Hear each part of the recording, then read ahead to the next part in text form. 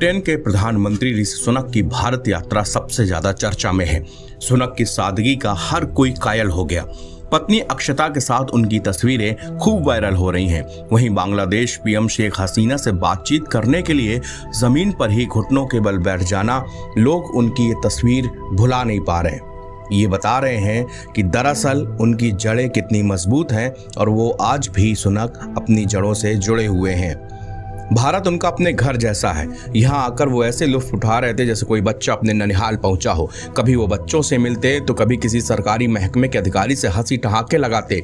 UK के PM ने भारत के नेतृत्व वाले G20 शिखर सम्मेलन के लिए नई दिल्ली की अपनी हालिया यात्रा के बारे में यूके संसद को पूरी जानकारी दी है।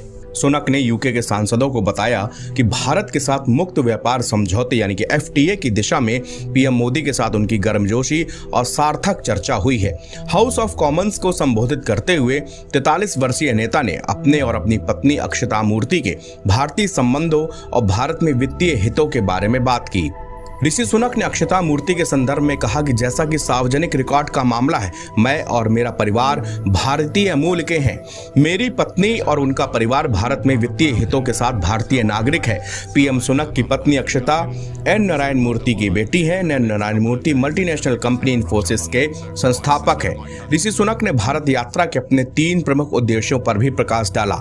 उन्होंने कहा कि रूसी राष्ट्रपति व्लादिमीर पुतिन पर राजनयिक दबाव बढ़ाना, जलवायु कार्रवाई और भारत के साथ अपने संबंधों को मजबूत करना उनके प्रमुख उद्देश्यों में शामिल है।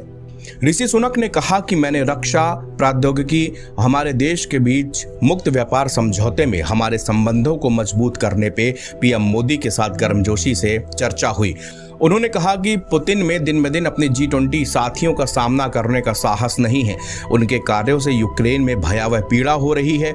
संयुक्त राष्ट्र चार्टर का उल्लंघन हो रहा है। यूरोपीय सुरक्षा को खतरा हो रहा है और वैश्विक ऊर्जा आपूर्ति बाधित हो रही है। सभी नेता पुतिन के युद्ध के कारण होने वाली मानवीय पीड़ा के बारे में एकजुट होकर बात कर रहे हैं। उन्होंने जोर देकर कहा कि यूके को जलवायु मुद्दों पर एक वैश्विक नेता के रूप में देखा जाता है।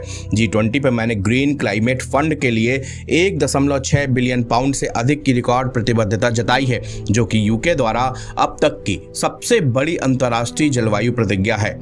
चीन पर ब्रिटेन के प्रधानमंत्री ने कहा कि मैं इस बात पर दृढ़ता से सहमत था कि ब्रिटेन लोकतंत्र को कमजोर करने वाली एक कार्रवाई पूरी तरह से अस्वीकार है और इन्हें कभी भी बर्दाश्त नहीं किया जाएगा।